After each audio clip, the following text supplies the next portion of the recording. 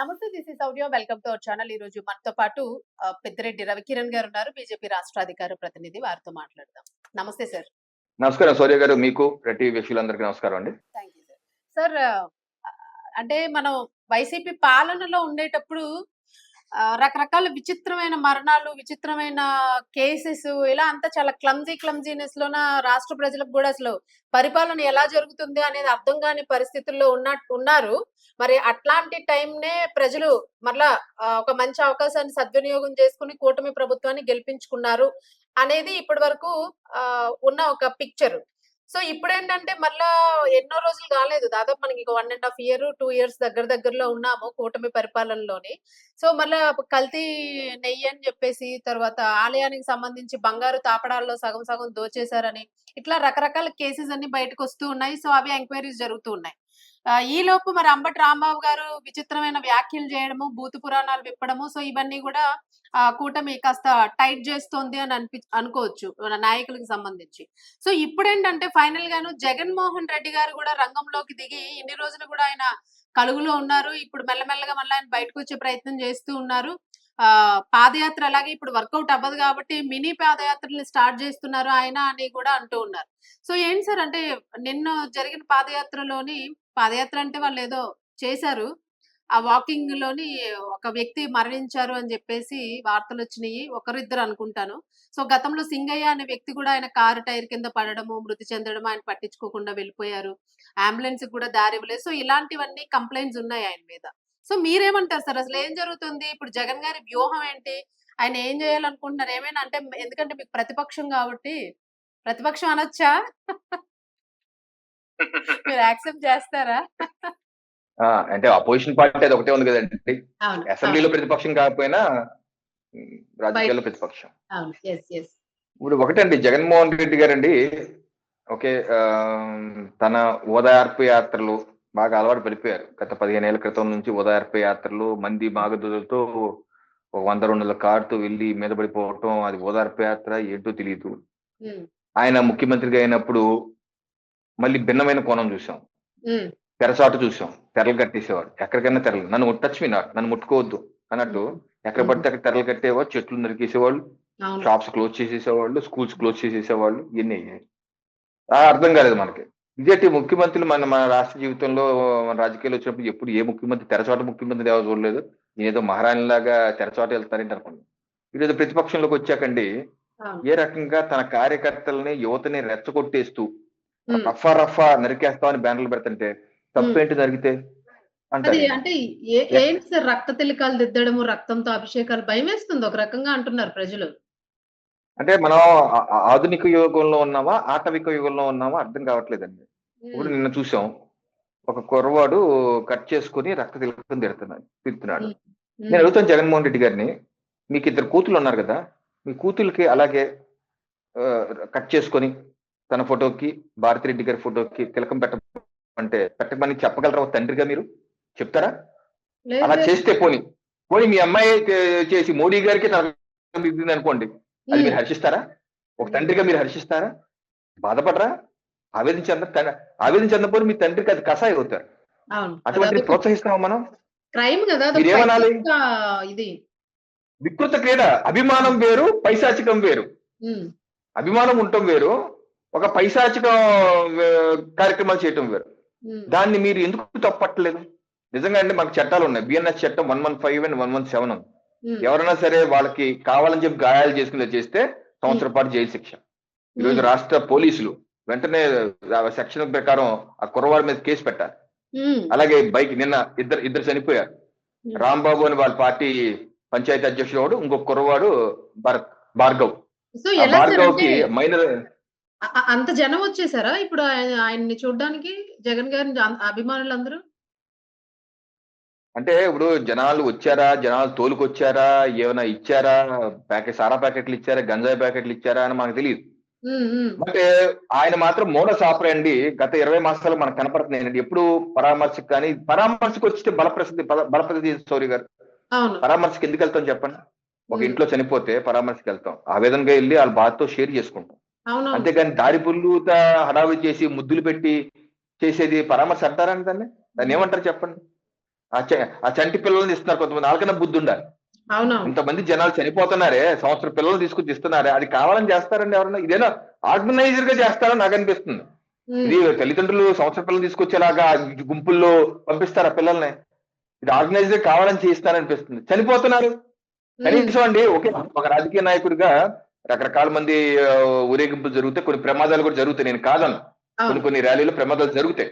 అయితే బాధ్యత గల నాయకుడిగా నా రెస్పాన్స్ ఎలా ఉందన్నది ముఖ్యం. నేను ఒక నాయకుడు అన్నవాడు, ఒక పార్టీ నేత, ఒక ప్రజాస్వామ్యంలో ఉన్నాము, ప్రజల బాగు కోరుకుంటావా, ప్రజల బలి కోరుకుంటావా? నా మౌలికమైన ప్రశ్న అదే. బాగు కోరుకోవాలా, బలి కోరుకోవాలా? ఈ రోజు అంతమంది, మొన్న సెప్టెంబర్ లో అండి, జూన్ లో సింగయ్య అన్న ఒక దళితుడు, ఆయన కారు కింద పడి చనిపోయారు కదా. అదే రోజు ఆ ఊరేగింపులోనే జయవర్ధన్ రెడ్డి 28 ఏళ్ళ కుర్రాడు ఇలాగా కారు మీద హ్యాంగ్ అవుతూ జగన్మోహన్ ర్యాలీలు హ్యాంగ్ అయితే పడిపోయి చనిపోయాడు. ఇంకో అదే ఊరేగింపులో మధు అన్న కుర్రాడు 24 ఏళ్ళు, 24 ఇయర్స్, ఆయన అంబులెన్స్ కి దారి ఇవ్వలేదు. ఆ ఊరేగింపులో దారి ఇవ్వక హాస్పిటల్ టైంకి వెళ్ళక చనిపోయారు. ముగ్గురు చనిపోయారే. కనీసం మీరు ఆ రోజు నుంచి ఈ రోజు వరకు ఎప్పుడు అప్పీల్ చేశారా యూత్ కి? మీరు అలా చెయ్యొద్దు, దీని వల్ల చనిపోతున్నారు మిగతా వాళ్ళు, మనం అభిమానం ఉండాలి కానీ ఈ రకంగా ఇబ్బంది పెట్టకూడదు అని బాధ్యతగా చెప్పాలి కదండి. పొట్టేలు నరికేసి మీరు ఇచ్చేస్తుంటే దాన్ని ఎవరిని ప్రోత్సహిస్తారంటే బాహాటంగా ఓపెన్ గా పబ్లిక్ లో పొట్టేలు నరికేసి నువ్వు రక్త తర్పణం చేస్తుంటే ఎవరైనా హర్షిస్తారండి? జగన్మోహన్ రెడ్డి గారు అతను పిలిచి విమర్శించారు. ఈయన ఒక కొత్త తరం రాజకీయాన్ని క్రియేట్ చేస్తున్నారని అనుకోవచ్చా? అంటే ఈ బల్లులు, రక్త తర్పణాలు ఇవన్నీ భయానకం కదా. అంటే ఒక దుర్మార్గమైనటువంటి రాక్షస క్రీడకి తెరతీశాడు. రాష్ట్రంలో గొడవలు జరగాలి, రెచ్చగొట్టేయాలి, అల్లరి జరగాలి, అభివృద్ధి జరగకూడదు, అభివృద్ధి మీద చర్చ జరగకూడదు, నా ప్రభుత్వం ఎలా ఉంది, ఈ ప్రభుత్వం అలాగే ఉంది, ఈ ప్రభుత్వం శాంతి పద్ధతులు లేవు అని రెచ్చగొట్టే విధంగా గొడవలు చేయించాలి. ఈ రోజు ఆ బైక్ల మీద ఫీట్లు చేస్తూ ఆ భార్గవాన్ని 18 ఏళ్ళ కుర్రోడు చనిపోయాడండి. వాళ్ళ తల్లిదండ్రులకి ఎవరు సమాధానం చెప్తారండి? మీకు అతను కూడా ఒక తల్లికి పుట్టాడు కదా. మీరు ఓదార్పు యాత్ర మీద గర్భశోకాలు గురి చేస్తారా? గర్భశోకం గురి చేస్తారా? ఆ మాతృమూర్తికి ఏమిచ్చి మీరు ఆ బాధను తీరుస్తారు చెప్పండి? అదేమన్నా 18 ఏళ్ళ కుర్రోడు ఏమన్నా సరిహద్దుల్లో పాకిస్తాన్ తో చేరుతున్న పోరాట విరమణం పొందాడు? ఏమన్నా గలీజ్ గా మీద దాంట్లో వచ్చి రౌండ్లు వేసుకుంటూ చనిపోయాడు. మరి దాని మీద నేను అడుగుతున్నా పోలీసుల్ని, ఇది రిపీటెడ్ గా జరుగుతున్నాయి. ఇంకొంచెం కూడా బైక్లు ఫిట్ చేయడం చూసాం. దీని మీద బిఎన్ఎస్ సెక్షన్స్ ఉన్నాయండి. అలాగే మోటార్ వెహికల్ యాక్ట్ చట్టం ఉంది, మోటార్ వెహికల్ యాక్ట్ సెక్షన్ 19 ఉంది. మీరు కనుక పబ్లిక్ ప్లేసుల్లో మీ ఇష్టం వచ్చి నడిపితే మీ డ్రైవింగ్ లైసెన్స్ క్యాన్సిల్ అవుతుంది. డ్రైవింగ్ లైసెన్స్ 25 ఏళ్ళు క్యాన్సిల్ అవుతుంది. అలాగే సెక్షన్ 199 ఉంది. ఇది మైనర్ కనుక ఇలా తీసుకుని చేస్తే ఆ బండి ఎవరి పేరు మీద రిజిస్టర్ అయి ఉందో వాళ్ళకి 3 ఏళ్ళు జైలు శిక్ష.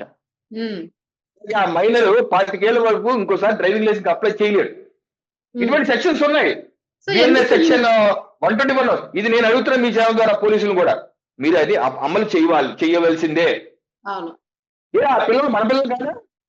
ఒక పిల్లలు చనిపోతే ఎవరో పిల్లలు చెప్పి అనుకుంటాం మనం. జగన్మోహన్ రెడ్డి గారు ఎందుకు అప్పీల్ చేయాలని అడుగుతాను. ఆయన అప్పీల్ చేయాలి కదా. పవన్ కళ్యాణ్ గారు ఉన్నారు, శౌర్య గారు, ఏదన్నా వాళ్ళ ఈవెంట్ లో వెళ్ళేటప్పుడు చెప్తారు పవన్ కళ్యాణ్ గారు, జాగ్రత్తగా వెళ్ళండి, సైలెన్సర్ తీసేస్తా, తప్పలా చేయొద్దు, నిదానంగా ఇంటికి వెళ్ళాలని చెప్తారు. ఎప్పుడైనా జగన్మోహన్ రెడ్డి గారు మాట చెప్పారండి? ఎందుకు చెప్పట్లేదు? కనీసం సానుభూతి కూడా వ్యక్తం చేయలేదు. ఏదో భార్గవాల కుర్ర మీద ప్రెస్ మీట్ పెట్టారు. ఆయన ప్రెస్ మీట్ చెప్పాలి కదండి, నా దాంట్లో ఇద్దరు చనిపోయాడు, చాలా బాధాకరం, ఆవేదన కలిగిస్తుంది చెప్పాలి కదండి. ఏం బాధ్యత ఉంది మీకు జగన్మోహన్ రెడ్డి గారు? బాధ్యత రాయిస్తా కనపడుతుంది, అక్కడ ఒక పైశాచికం కనపడుతుంది. వైఎస్ఆర్సీపీ అఫీషియల్ ట్విట్టర్ హ్యాండిల్ లో ఆ రాంబాబు గురించి రాశారు, ఏ భార్గవ్ గురించి ఎందుకు రాయలేదు? అనుభూతి వ్యక్తం చేయాలి కదా. నేనంటే జగన్మోహన్ రెడ్డి గారు కావాలని ఎన్ని చేస్తున్నారు, ఒక రాక్షస క్రీడ, యువతను చెడగొడుతున్నారు. బ్యాచ్ల్ని, గంజాయి బ్యాచ్ని పరామర్శించి తలగా నరికే బ్యాచ్ల్ని కత్తులు పట్టుకు ఊరేగుతున్నారండి. కత్తులు పట్టుకు ఊరేగుతున్నారు. అదే అటువంటి నువ్వు ప్రోత్సహిస్తున్నావు. నా పిల్లలు కత్తులు పట్టుకుని ఊరేగితే నేను తండ్రి ఇష్టపడతానండి? ఏ తల్లిదండ్రులు ఇష్టపడతానండి? ఆ తల్లిదండ్రులకు, ఆ యువతకు బుద్ధి ఉండాలి, ఆ తల్లిదండ్రులకు బుద్ధి ఉండాలి, జగన్మోహన్ ఇంకా బుద్ధి ఉండాలి. నీ దాంట్లో వచ్చి చేస్తున్నప్పుడు నువ్వేం చెప్పాలి వాళ్ళకి? సో ఇది అత్యంత దారుణమైన పని జగన్మోహన్ రెడ్డి గారు. ఒక యువతను చెడగొడుతున్నాడు, భావి తరాన్ని, జన్-జీని చెడగొడుతున్నాడు. ఇది చాలా దారుణం ఉంది. దీని మీద ప్రజా సంఘాలు, రాజకీయ పార్టీలు అన్ని ముందుకు రావాలి. ప్రజా సంఘాలు కూడా ముందుకు రావాలి, తల్లిదండ్రులు కూడా ఒకసారి ఆలోచన చేసుకోవాలి. వైసీపీ పార్టీలో పనిచేస్తున్న వాళ్ళు వాళ్ళ తల్లిదండ్రులు భార్య భర్తలు ఆలోచించుకోవాలి. ఇదా రాజకీయం చేయడానికి వచ్చింది మనం. అత్యంత బాధాకరం సౌర్య గారు. అవును. సార్ మరి అక్కడ ఉన్న పోలీసులు కూడా యాక్షన్ తీసుకోవాల్సి ఉంది మీరు అన్నట్టుగా ఖచ్చితంగాను.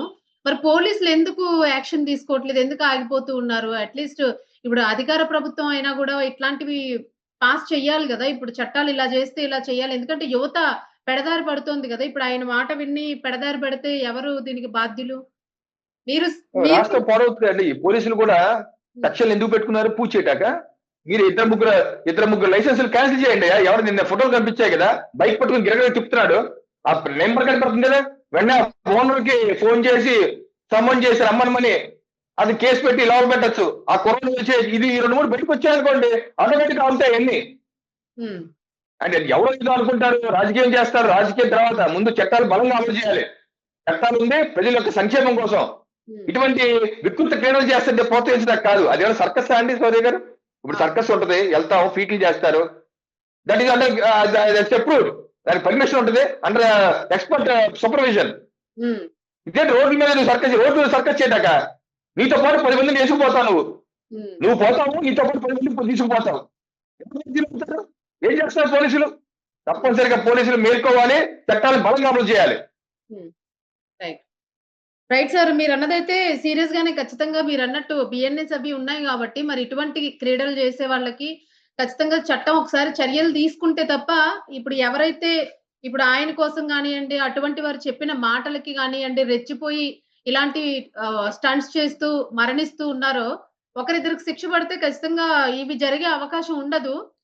దెన్ ఫైనల్‌గా సార్ ఇప్పుడు ఒక మాట అంబటి గారి కేస్‌కి సంబంధించి జైలు శిక్ష పొడిగించే అవకాశం ఉంది అని అంటున్నారు. సో, ఫైనల్‌గా మీరేమంటారు దానికి సంబంధించి? కేస్ కండిషన్ ఎట్లా ఉందిప్పుడు? ఎలాంటి యాక్షన్ తీసుకుంటున్నారు? అంబటి రాంబాబు గారి మీద జ్యుడిషియల్ కస్టడీ జ్యుడిషియల్ కస్టడీలో ఉన్నారు ఈ రోజు ఆయన. హ్మ్. సో వారు జ్యుడిషియల్ కస్టడీ ఇచ్చిన రోజుల తర్వాత తప్పనిసరిగా వారిని ఇంటర్గేట్ చేస్తారు. పోలీసులు కస్టడీ తీసుకుంటారు, మాట్లాడతారు. హ్మ్. ఆ తర్వాత ఆయన మీద ఇంకా వేరే ఏమైనా కేసులు ఉన్నాయేమో చూస్తారు. హ్మ్. ఏదైనా సరే అదేదో సంవత్సరం పాటు కొంచెం సోషల్ మీడియా చూస్తున్నాను. సంవత్సరం పాటు జైల్లో ఉండే పరిస్థితి ఉండదండి. 90 రోజులు ఏదైనా సరే 90 రోజులు ఉంటుంది. హ్మ్. దాని ప్రకారం వారు చేసిన తప్పు బేసికల్ గా అలాగా ఎవరిని అటువంటి బేసికల్ గా అండి నేను 5-6 సంవత్సరాలుగా చెప్తుంది అది. హ్మ్. రాజకీయాల్లో క్రమశిక్షణ ఉండాలి. అవును. భాష అవును. ప్రధానం. హ్మ్. భాష సరిగ్గా ఉండాలి. హుందాగా ఉండాలి. హ్మ్. మనం భావితరాలకి ఒక ఆదర్శవంతంగా ఉండాలి. తిట్టుకుంటాకి, కొట్టుకుంటాకి అంటే ఆటవిక సమాజం అండి. మనం ఆ సమాజం దాటొచ్చాం. అవును. ఎంత ఉపయోగపడుతుందంటే ఒక మాట అంటాకి సౌర్య గారు, ఒక అవును. మాటని ఆపుకొని సంస్కారం ఉంటాకి సంస్కారం కావాలి. అవును. సంస్కారవంతంగా మాట్లాడటానికి నీకు సంస్కారం కావాలి, నిగ్రహం కావాలి. ఒక బూతు తిట్టాకి ఎంతసేపు పట్టదు. అవును. ఎవరికన్నా సరే నాలిక అయితే ఒక కర్ర పట్టు కొట్టాక ఎంతసేపు పట్టదు. కర్ర పట్టు కొట్టకుండా నియంత్రించుకొని ఆ కోపాన్ని అణుచుకొని దాని తగ్గట్టు ప్రజాస్వామ్య పద్ధతిలో చేయడంలోనే మన గొప్పతనం ఉంది. అవును. అందుకని కర్ర పట్టు కొట్టుకుంటూ ఉంది. 1000 ఏళ్ల క్రితం కూడా అదే కొట్టుకున్నారు. మనం అవును. కొత్తగా కొట్టుకోవాల్సింది ఏం లేదు. మనం ఏం నేర్చుకున్నాం, ఏం చదువుకున్నాం, ఏం నేర్చుకున్నాం, చట్టాలు ఎందుకు పెట్టుకున్నాం, అవును. ఒకరినొకరు కొట్టేసుకుంటాం, ఒకరిని తిట్టేసుకునే రాజకీయాలు ఉంది. ఒక పవిత్రమైనటువంటి సేవా రంగం, రాజకీయ రంగం. ప్రధానమంత్రి నరేంద్ర మోడీ గారు చూడండి, ప్రధాన సేవకుడిగా దేశానికి సేవలు అందిస్తారు. ఒక్క రూపాయి లేదు, ఎరగేసుకోవడం లేదు, ఒక కుటుంబ సభ్యుడు దోచిపెట్టింది లేదు. అలా సేవా మార్గం ఇది. సేవ చేద్దాం. ఓకే, రాజకీయ విభేదాలని తప్పనిసరిగా మనం విమర్శించాలి. హ్మ్. సున్నితంగా విమర్శ చేయాలి, ఘాటుగా విమర్శ చేయాలి. బట్ అవును. With in a limit. సంస్కారం అంటూ ఒక లిమిట్ ఉంది, చట్టం అంటూ ఒక లిమిట్ ఉంది. ఆ చట్టాన్ని, సంస్కారాన్ని దాటి వెళ్ళిపోతే చీ అంటారు ఎవరినైనా సరే. ఇది హ్మ్. ఎవరు చేయకూడదు. అదండి. రైట్. Right sir. ఖచ్చితంగాను. ఎందుకంటే నోరు మంచిదైతే ఊరు మంచిదవుతుందంటారు.